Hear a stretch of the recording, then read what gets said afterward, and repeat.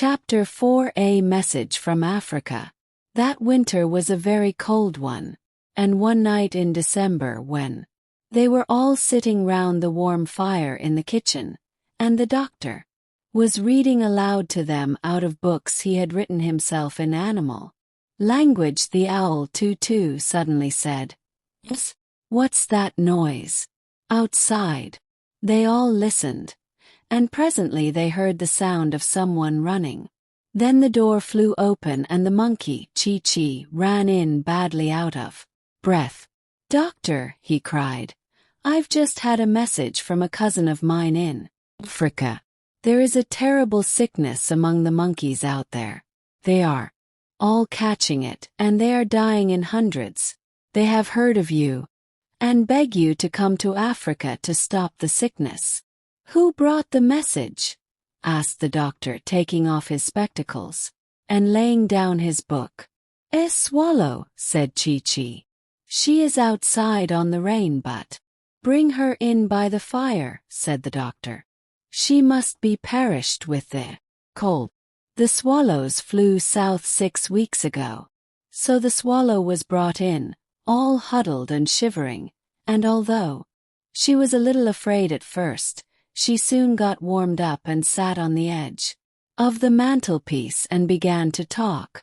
When she had finished, the doctor said, "I would gladly go to Africa, especially in this bitter weather, but I'm afraid we haven't money enough to buy the tickets.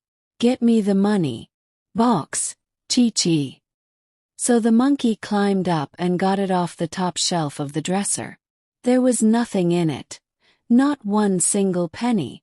"I felt sure there was tuppence left," said the doctor. "There was," said the owl. "But you spent it on a rattle for that badger's baby when he was teething." "Did I?" said the doctor. Dear me, what a nuisance money is.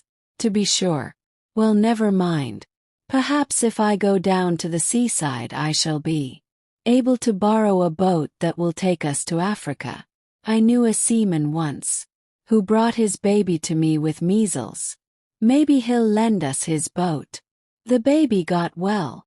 So early the next morning the doctor went down to the seashore.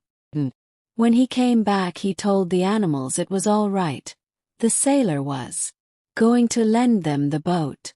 Then the crocodile and the monkey and the parrot were very glad and began to sing because they were going back to Africa, their real home. And the doctor said, "I shall only be able to take you 3, with Jip the dog, Dab Dab the duck, Gub Gub the pig and the owl Tutu. The rest of the animals, like the dormice and the water voles and the bats, they will have to go back and live in the fields where they were born till we come home again. As most of them sleep through the winter, they won't mind that, and besides,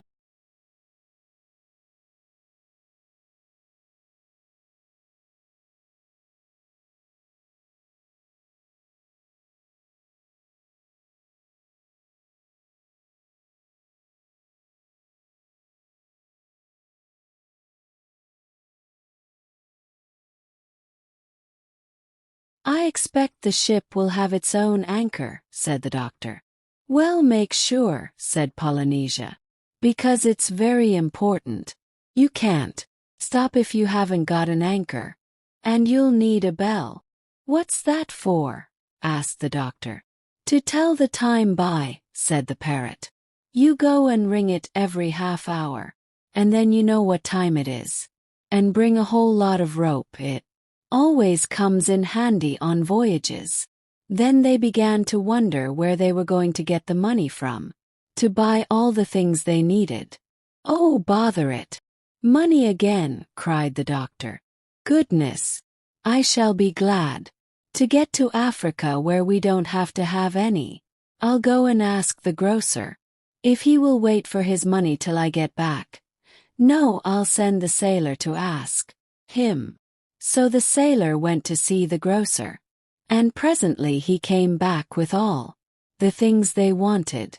Then the animals packed up, and after they had turned off the water so the pipes wouldn't freeze and put up the shutters, they closed the house and gave the key to the old horse who lived in the stable, and when they had seen that there was plenty of hay in the loft to last the horse through the winter, they carried all their luggage down to the seashore and got onto the boat. The cat's meat man was there to see them off, and he brought a large suet pudding as a present for the doctor because he said he had been told you couldn't get suet puddings in foreign parts. As soon as they were on the ship, Gub-Gub, the pig, asked where the beds were, for it was 4 o'clock in the afternoon and he wanted his nap. Polynesia took him downstairs into the inside of the ship and showed him the beds, set all on top of one another like bookshelves against a wall. "Why, that isn't a bed," cried Gub-Gub. "That's a shelf." "Beds are always like that on ships," said the parrot. "It isn't a shelf. Climb up into it and go to sleep. That's what you call a bunk." "I don't think I'll go to bed yet," said Gub-Gub. "I'm too excited. I want to go upstairs again and see them start." "Well, this is your first trip," said Polynesia. "You will get used to the life after a while." And she went back up the stairs of the ship, humming this song to herself. "I've seen the Black Sea and the Red Sea. I rounded the Isle of Wight. I discovered the Yellow River, and the Orange too by night. Now Greenland drops behind again, and I sail the ocean blue. I'm tired of all these colors, Jane, so I'm coming back to you." They were just going to start on their journey, when the doctor said he would have to go back and ask the sailor the way to Africa. But the swallow said she had been to that country many times and would show them how to get there. So the doctor told Chi-Chi to pull up the anchor and the voyage began.